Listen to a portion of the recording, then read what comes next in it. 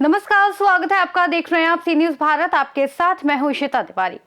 पूर्व मंत्री कैप्टन सिंह यादव ने आज हरियाणा में चल रही डॉक्टर की अनिश्चितकालीन हड़ताल और सरकार द्वारा जारी कई आदेशों पर बयान देते हुए कहा कि सरकार द्वारा की जा रही डायरेक्ट भर्ती गलत है।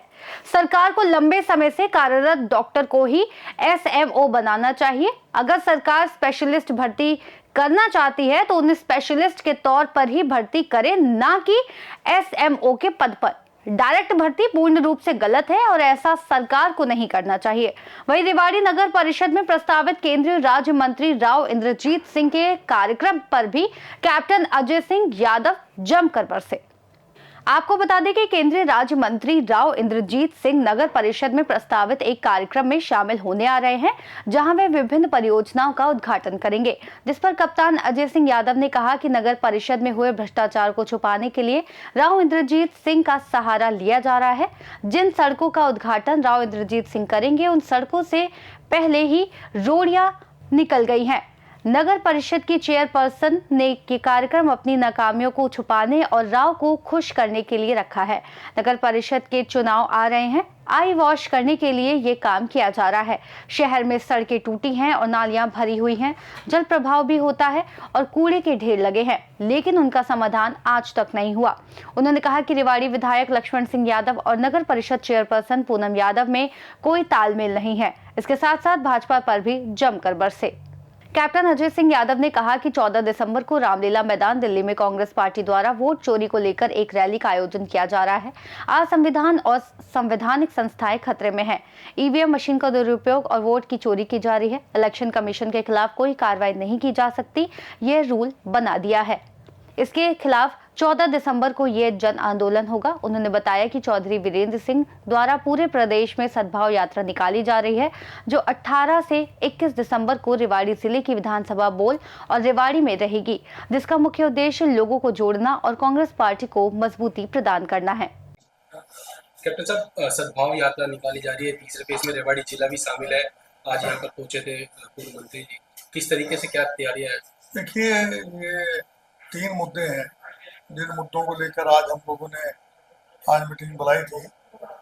एक तो मुद्दा है 14 दिसंबर का, जिसमें वोट चोरी को लेके जो है राहुल गांधी जी और मल्लिकार्जुन खड़गे जी ने रामलीला मैदान में एक जबरदस्त रैली का आयोजन किया जा रहा है। तो उसके आह्वान के लिए हम लोगों ने लोगों को आज विनती करी है कि वो ज़्यादा पहुँचे, क्योंकि आज संविधान खतरे में है। आज जितनी भी संवैधानिक संस्थाएं हैं, चाहे वो शिक्षा की हो, चाहे वो अपना इलेक्शन कमीशन हो, चाहे ह्यूमन राइट कमीशन हो, चाहे महिला आयोग हो, आज सबको नष्ट किया जा रहा है। और जिस तरीके से ईवीएम मशीन का दुरुपयोग किया जा रहा है और जिस तरीके से वोट चोरी की जा रही है, 22 बार एक महिला की 20 जगह वोट डालती है वही महिला, और उसकी फोटो बाकायदा दिखाई गई है। और इलेक्शन कमीशन इसको जवाब देना चाहिए, उसका जवाब बीजेपी वाले दे रहे हैं। तो ये मिली भगत है इलेक्शन कमीशन की, और ज्ञानेश्वर कुमार जो हैं वो पूर्ण रूप से दोषी हैं। और इन्होंने एक रूल पास करवा लिया कि आप इलेक्शन कमीशन के खिलाफ कार्रवाई नहीं कर सकते हैं। तो इससे जो है आज लोकतंत्र खतरे में है और इसके खिलाफ जन आंदोलन की जरूरत है। उसको लेकर 14 दिसंबर को हमने कार्यकर्ताओं की मीटिंग बुलाई थी कि ज़्यादा तादाद में पहुँचेगी। और जब तक इलेक्शन कमीशन जो है वो न्यूट्रल नहीं होगा, जब तक ईवीएम का प्रयोग होता रहेगा, तो परसेंट चिन्ह लगते रहेंगे। 25 लाख वोट तो यहाँ चोरी हुई है, 1 करोड़ वोट बताते हैं कि बिहार में चोरी हो गए हैं। तो कहने का मकसद ये है कि दबाव डालना पड़ेगा, एक जन आंदोलन, आक्रोश लोगों में जब तक जो है जन आंदोलन नहीं खड़ा करेंगे हम। जिस तरीके से बांग्लादेश में तख्ता पलट हुआ वो तब हुआ जब पानी नाक से ऊपर आ गया था। अभी जनता समझ नहीं रही है। ये एक ऐसा समय कर देंगे जब इलेक्शन को ही खत्म कर देंगे, इलेक्शन होगा ही नहीं। एक वन पार्टी रूल हो जाएगा देश के अंदर वन पार्टी रूल हो जाएगा और बाकी सब पार्टियों को ये खत्म करने का उद्देश्य है इनका और वो धीरे धीरे कर रहे हैं। तो उसके लिए राहुल गांधी जी जो लड़ाई लड़ रहे हैं वो लोकतंत्र को की रक्षा के लिए कर रहे हैं, लोकतंत्र को बचाने के लिए कर रहे हैं। कब से पूरा हरियाणा आपने होने वाले हैं, कमेटी के पत्थर लगा देंगे, रोडियां निकल रही हैं और शिलान्यास जो है अब कर रहे हैं और चेयरमैन जो है उनको खुश करने के लिए कर रही है, अपनी नाकामियों को छुपाने के लिए। और राव इंद्रजीत का सहारा लिया जा रहा है, किस तरीके से जो भ्रष्टाचार जो हुआ कमेटी के अंदर उससे बचने के लिए कार्य किया जा रहा है। शहर के अंदर सड़कें भी जो है बिल्कुल काम नहीं कर रहा है, ना तालमेल है चेयरमैन और एमएलए के अंदर ना। और इंद्रजीत सिंह जी जो है अब क्योंकि चुनाव आ रहे हैं कमेटी के, इसलिए आई वॉश करने के लिए एक चीप गिमिक करने के लिए पत्थरों का सहारा ले रहे हैं।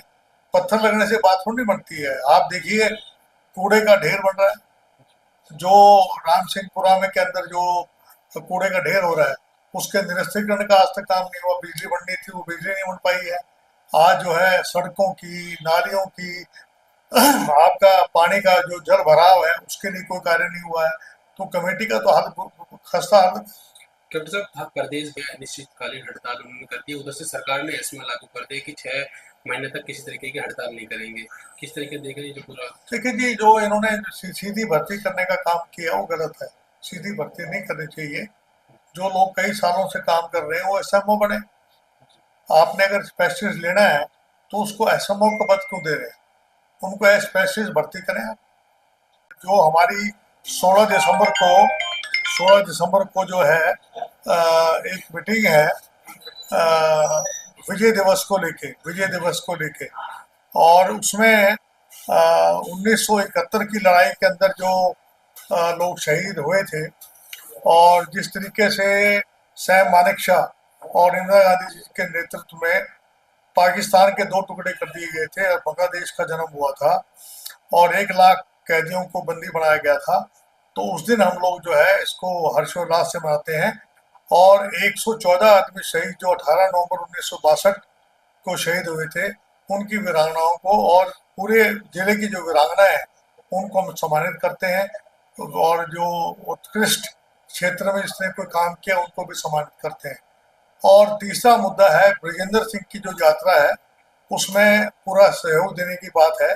17 तारीख को शाम को ही आ जाएंगे, 18-19 को भावल के अंदर जो है यात्रा है और 20 और 21 की रेवाड़ी में यात्रा है।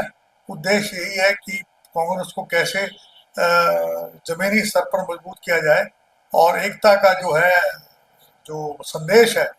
और क्योंकि ये राहुल गांधी जी से भी मिल चुके हैं तो इनका मकसद केवल एक ही है कि किसी तरीके से कांग्रेस मजबूत बने और मैं समझता हूँ उसमें पूर्ण सहयोग देने का मैंने भरोसा दिलाया। रेवाड़ी से सी न्यूज संवाददाता चैन सिंह की रिपोर्ट। हरियाणा में डॉक्टरों की हड़ताल से स्थिति लगातार गंभीर बनी हुई है।